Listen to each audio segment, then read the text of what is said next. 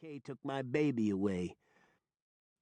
Orient Point, where I was headed, was the place I gave up rock and roll guitar for good, 15 years before, after I mistook Joey DeGennaro's fridge in a bourbon-inspired blindness and pissed into the salad crisper.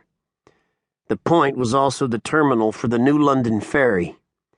I needed the 9 a.m., so I pushed the Corolla and even hit 95 until the road got bumpy and the old floozy with so many miles on her began to wobble.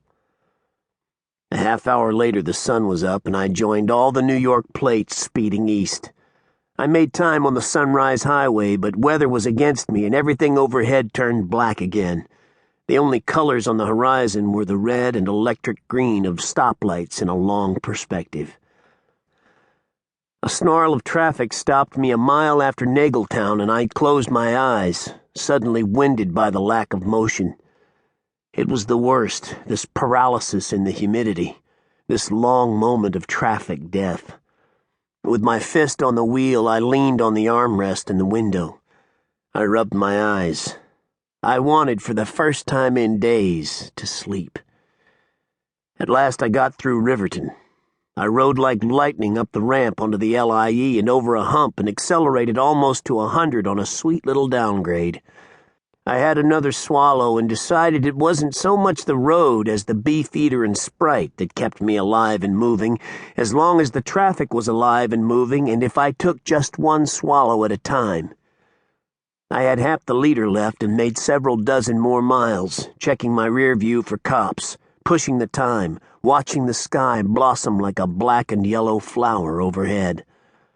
I'd been thinking about the boys, about Lizzie with her salt and pepper pigtails, her little smart-ass smile, her face freckled by the hot New England summer.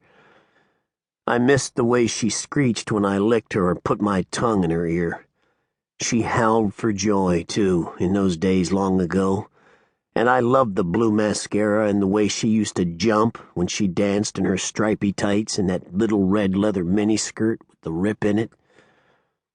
So I had another long gulp, and the poisonous little sac behind my eyes began to secrete.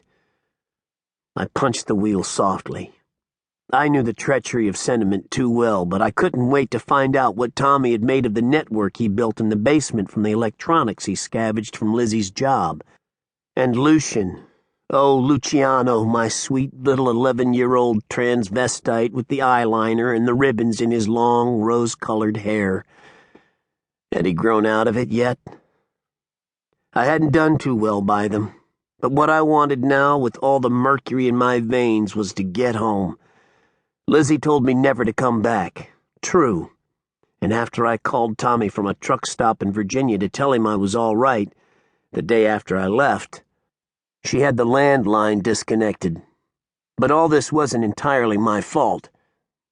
Her third abortion and her inability to even discuss it was what destroyed everything.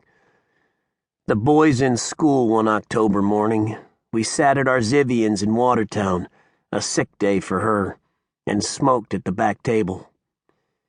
If there were no Puritans around, our Zivian let the Armenians smoke inside, and by then I was an honorary Armenian, by marriage, I guessed, or by divorce.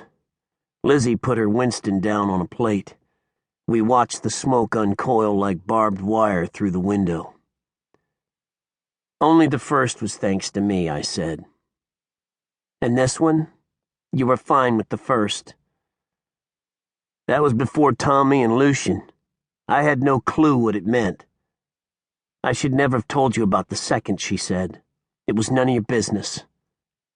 How none of my business? What business is there of yours that's none of mine? We were married 15 years. Divorced for 2, she said. Oh, stop that, I said. You need to get a decent job, she said. She hissed it. Define decent, I said, hissing back. Why don't I take a job, working for GE building nuclear power plants, huh? Or better, nuclear bombs. We could live in Weston. I went to pretty good school, for a while. Maybe I could become a lawyer or corporate baby killer, hey? Don't be an ass, she said. You need to pay bills. You couldn't get in law school if your mother was the Virgin Mary. I pay bills.